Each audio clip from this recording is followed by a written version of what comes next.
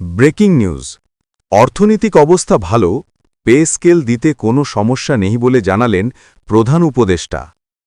আসসালামু আলাইকুম দর্শক, বিস্তারিত আলোচনার পূর্বে অনুরোধ করব চ্যানেলটি সাবস্ক্রাইব করে ভিডিওতে লাইক দিয়ে সম্পূর্ণ ভিডিও দেখতে থাকুন। দেশের সরকারি চাকরিজীবীদের জন্য আজ এক ইতিবাচক ও আশাব্যঞ্জক সংবাদ এসেছে। প্রধান উপদেষ্টা আজ এক জরুরি সংবাদ সম্মেলনে দেশের অর্থনৈতিক অবস্থা ও সরকারি কর্মচারীদের পে স্কেল নিয়ে বিস্তারিত তথ্য প্রদান করেছেন। দীর্ঘদিন ধরে সরকারি চাকরিজীবীরা বেতন ও ভাতা বৃদ্ধির প্রতীক্ষায় থাকায় এই ঘোষণাটি তাদের মধ্যে এক বিশাল আনন্দ ও স্বস্তির সৃষ্টি করেছে। প্রধান উপদেষ্টা বলেছেন, বর্তমান অর্থনৈতিক পরিস্থিতি বেশ স্থিতিশীল এবং আমরা চাই সকল সরকারি চাকরিজীবী ন্যায্য অধিকার অনুযায়ী বেতন পান। দেশের অর্থনীতি বর্তমানে এমন অবস্থায় রয়েছে যা পে স্কেল বাস্তবায়নের ক্ষেত্রে কোনো বাধা সৃষ্টি করবে না। আমরা ইতিমধ্যেই সকল প্রস্তুতি সম্পন্ন করেছি যাতে পে স্কেল দ্রুত কার্যকর করা যায়।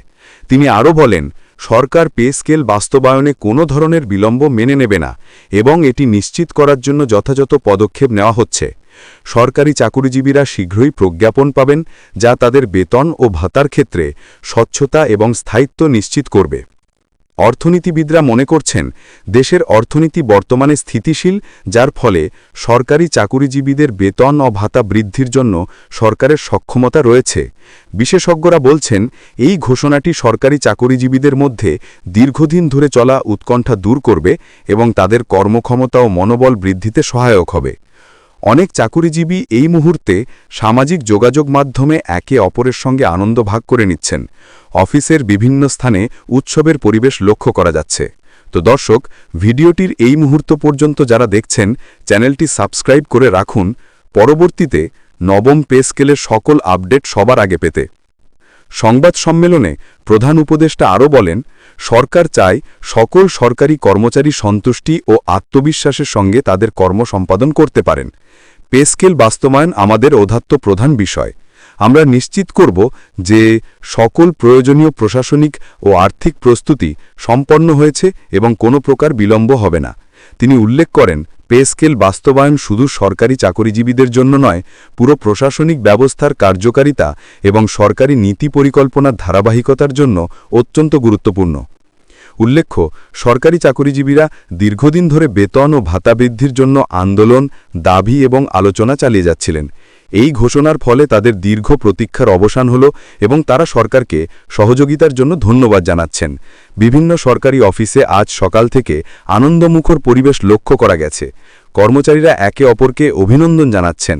বিশেষজ্ঞরা আরও বলছেন, এই সময় পে স্কেল বাস্তবায়ন দেশের অর্থনৈতিক স্থিতিশীলতা এবং সরকারি খাতে বর্ধিত ব্যয় সামলাতে সক্ষম। এটি শুধুমাত্র সরকারি চাকরিজীবীদের জন্য আর্থিক সুবিধা নয়, বরং দেশের সরকারি প্রশাসনিক ব্যবস্থাকে আরও শক্তিশালী এবং স্থিতিশীল করবে। দেশের বিভিন্ন শিক্ষা প্রতিষ্ঠান, স্বাস্থ্য খাত এবং প্রশাসনিক অফিসে কর্মরত কর্মকর্তা কর্মচারীরা এই খবরকে তাদের পেশাগত জীবনের একটি ইতিবাচক মাইলফলক হিসেবে দেখছেন।